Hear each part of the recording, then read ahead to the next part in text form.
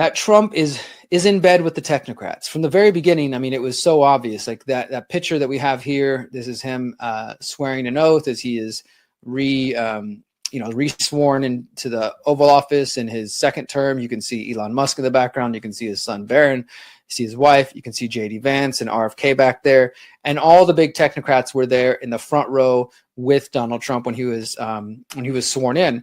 And I started out the year with a Independent Media Alliance panel, which that's another thing. In 2025, the IMA, we did half dozen or more panels throughout the year, not just about Trump, but about AI, about digital IDs, about all kinds of important issues. And we started out the year making some 2025 and Trump 2.0 predictions. I think if you guys go back and look at this, you will find that we were right about everything that we talked about. Now, I also did this one at the beginning of the year, prepare for Trump's technocratic Zionist vision, which again, and I don't want to just keep saying this over and over, but I was right.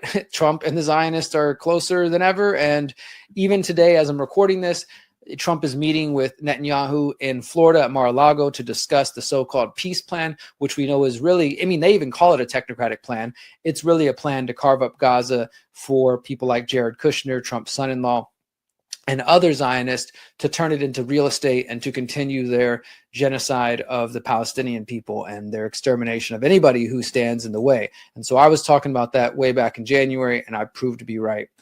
Now, these next few articles here are kind of a series that I encourage people to read them together. I almost even want to turn this into a mini book, maybe a little zine, because I feel like it does a great job of outlining different points that build upon each other. This was written in February, Meet the Peter Thiel Acolytes in Donald Trump's second administration. And I just go through here, giving you some background on Peter Thiel and talk about all the different people related to Peter Thiel, friends with him, allies, colleagues, employees who are in the Trump administration. And it's quite an extensive list that were Peter Thiel employees or Peter Thiel adjacent. Obviously, Alex Karp as well, his co-founder at Palantir. And we've only seen their influence grow over the last 12 months. And then I did this one as well, Meet the Man Whose Philosophy Has Influenced Peter Thiel and the Technocrats, kind of building on that last one, about Curtis Yarvin, who is the philosopher who J.D. Vance credits for his awakening and who is connected to Peter Thiel. All of these, by the way, will be in the show notes, everything I'm covering here. These are different articles I've written for TLAV, and a mix of what we're doing is we're going over some of the articles I've written and then some of the video reports I've done at the Conscious Resistance. Because in case you're new and you don't know, I write articles on a monthly basis, weekly basis for The Last American Vagabond, and then I do video reports and interviews and podcasts on my own website, The Conscious Resistance. So this one is all about who is Curtis Yarvin, who is his history, what's his history, who are his influences, and how is this shaping Donald Trump's administration. We talk about the Machiavellians and what they call themselves the counter elites, and that is a really important article that I think more people need to read.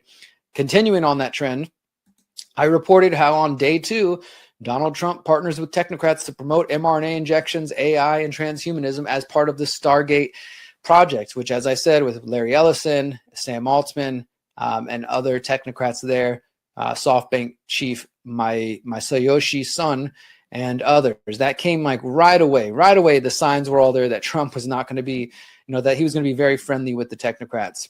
I also released this mini documentary in March called Donald Trump, Peter Thiel, and the Technocrats, which is kind of a summary of everything I just covered. The Meet the Peter Thiel Acolytes, Meet the Man Who's Influencing J.D. Vance, the man who influenced Peter Thiel, and all of those connections. And then I put it in mini documentary form, which turned out to be, I think it's about 8 minutes long. Let me see. Well, got a error message here. It's about 8 minutes long or so, 15 minutes maybe at max. I encourage you guys to watch that. That will be in the show notes, and you can find it on BitChute, Odyssey, Substack, everywhere else. But it's just an important piece of the puzzle for people to really understand who Donald Trump is and who he's connected to. Then more developments. I continue to report on this throughout the year. Palantir, who of course connected to Peter Thiel and Alex Karp, partners with NATO on controversial AI Project Maven. This one didn't get enough attention. More people need to know about what Project Maven is. If you want to understand it better, go check it out, my friends. I encourage you to do so. And then this one I did, again, same thing. I mean, as you notice, there's a trend that I'm building on, like how many Peter Thiel connections can we find? And you find them all over the Trump administration. This one is a bit of background. It's called Doge is Efficiency, a Gateway to Technocracy, and how the Department of Government Efficiency, when Elon Musk was there, that a lot of people praised, and in the end, most people realized didn't actually do the things he claimed he was going to do. But my argument was that, okay, they're claiming they're going to make government more efficient, but that's not so they can make it more efficient and obedient to the people. It's because they're trying to build a technocracy. And I do a little bit of a brief history on technocracy here, and then show that the movement that actually preceded the technocracy movement is known as the efficiency movement, which I hadn't heard of until a viewer had turned me on to it and told me about it. And I learned more about it. It's like, wow, yeah, these efficiency movement folks who came before the technocrats, they greatly influenced everything that we're seeing happen today. And even more connected to that, you have something called Taylorism, which was the predecessor to the efficiency and technocracy movement. So a lot happening there. But I think if you want to know the history of these movements, this article, Doge is Efficiency, a Gateway to Technocracy, is a great read here. This one, Welcome to the Palantir World Order, was me kind of just, it was sort of a part two to my other one, Meet the Peter Thiel Acolytes in the Trump administration, because it came a couple months later. And by that point, we started to kind of have a better idea of all the people in Trump's administration. So this one I wrote in April. So this is a couple months after Trump's already in office, and we've got a better handle on the whole situation.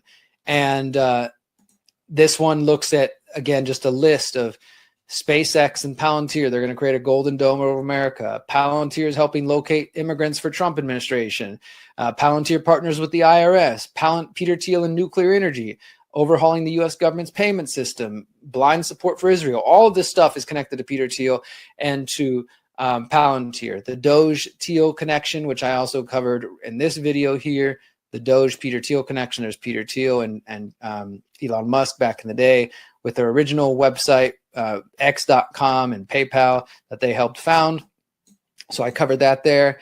And I just go through a list of all the different people who are connected, again, to Peter Thiel, Bilderberg, Palantir, etc., and how we're at the brink of a Palantir world order, and more people need to wake up to that. This, I think, is one of my most important and most well-received articles of 2025. If you haven't seen that one, do check it out in the show notes. Then I looked at how the real ID, voter ID, and digital ID are kind of all tied together in different ways, and that this is the future of American identification.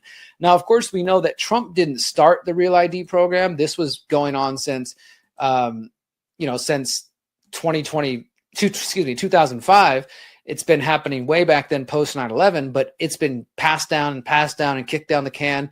It did, come into full implementation, at least partially, in May of this year, and it's going to continue throughout the rest of Trump's term. And what I argue in this article is that the Real ID and the push for voter ID to secure the elections is all tied to an eventual digital ID, likely in the form of what they're calling digital driver's license or mobile driver's license. Again, I think an underread article, one that more people need to recognize. And I want to remind you, everything I'm covering here, this is just in my second story of technocracy and Trump. These are all the different ways throughout 2025 that I've noticed that I was following the trends of Trump and the technocrats collaborating together to build the technocratic surveillance state. I wrote this one in August. Big tech and AI firms are winning, in quotations, under Trump's second administration. And again, Trump, talking about the different things Trump has done, the technocratic AI action plan, Trump's technocratic health tech plan, that RFK wants everybody wearing wearables and things like that. There's so many different angles to this, and it really is hard to keep up. And because of that, I actually wrote a 3-part series starting in, I think it was September, October, called The Technocratic Trump Administration, which I tried to do a bit of a recap of everything that we saw throughout the first year of Trump. And obviously more has continued. But this one, part 1, is focused on public-private partnership. Part 2 is about Trump administration pressuring and consolidating the media with his allies, Zionist technocratic allies. And then part 3 is about the Zionist infiltration and how that continues to expand under Trump. So each of those articles, every one of those 3 in this series, Technocratic Trump Administration, which will be in the show notes, is worth your time. They each have so many different pieces of the puzzle. And I know I'm giving you a lot of information here, but I put out a lot of content and I want you to be as most informed as possible. So once again, everything will be in the show notes for you to review at your own leisure. Now, I did this interview back in March with Ian Carroll, and I tried to get Ian to do another one in October, because in October 2024, right before the election, We did a very big podcast together where we kind of had a little bit of a slight debate about why Ian was going to vote for Trump no matter what and support RFK through Trump, and how I was saying, dude, look at the Peter Thiel connections, look at the Palantir connections. There's a lot of things to be skeptical. And he went ahead and did it anyways and told his people to support him. Then 60 days in, we did this conversation, friendly dialogue, the good, the bad, the ugly, about this whole situation. And I think, again, I was correct in the things that I was warning about and telling Ian to look out for. I also reported in June, Detachment 201, the merger of big tech and the U.S. Army, how the Trump administration has initiated with the U.S. Army a first of its kind partnership with executives from big tech firms, including Palantir, Meta, and OpenAI. They called it Detachment 201, the Army's Executive Innovation Corps. That's a short little article that I put together here at theconsciousresistance.com that I encourage you to check that out in case you missed that one, because again, this line between government and so-called private sector surveillance tech is so thin already, but now this is like a merging of the military with these folks, which isn't a surprise, as what I reported earlier, how NATO is working with Palantir on this AI project, Maven. I mean, it's just becoming one giant blob of nastiness. And then over the summer, Trump was very much promoting his big, beautiful bill, which I call the Big Brother bill. And I wrote this article, how it's expanding the U.S. surveillance state. And I go through there and just talk about all the different pieces of it that were included in the big, beautiful bill that will and continue to expand the surveillance state, specifically as it relates to the border and things of that sort. So I encourage you to check that one out. That was from the summer. Trump's Big Brother bill expands the U.S. surveillance state.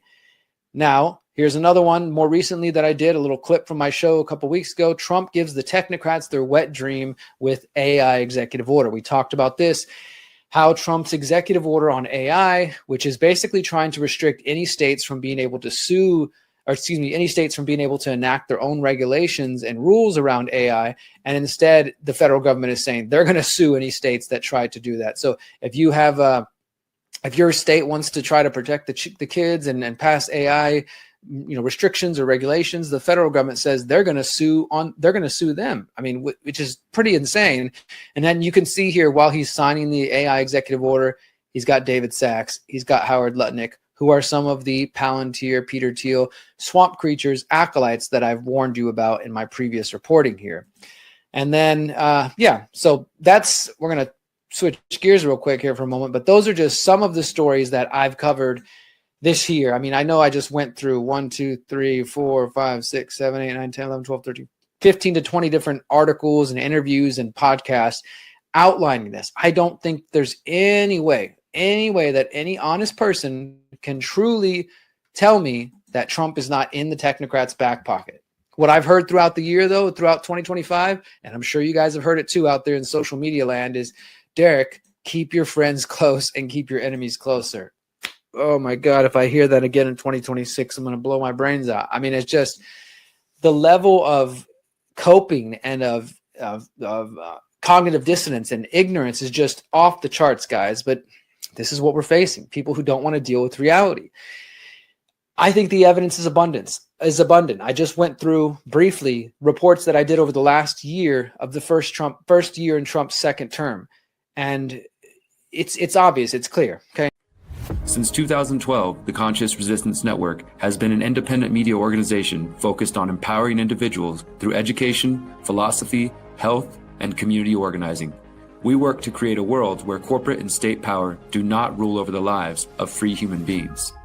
Our motto is leading by example and helping others in their pursuit of freedom. Visit theconsciousresistance.com to find our articles, documentaries, interviews, podcasts, books, and more. Remember, you are powerful, you are beautiful, and you are free.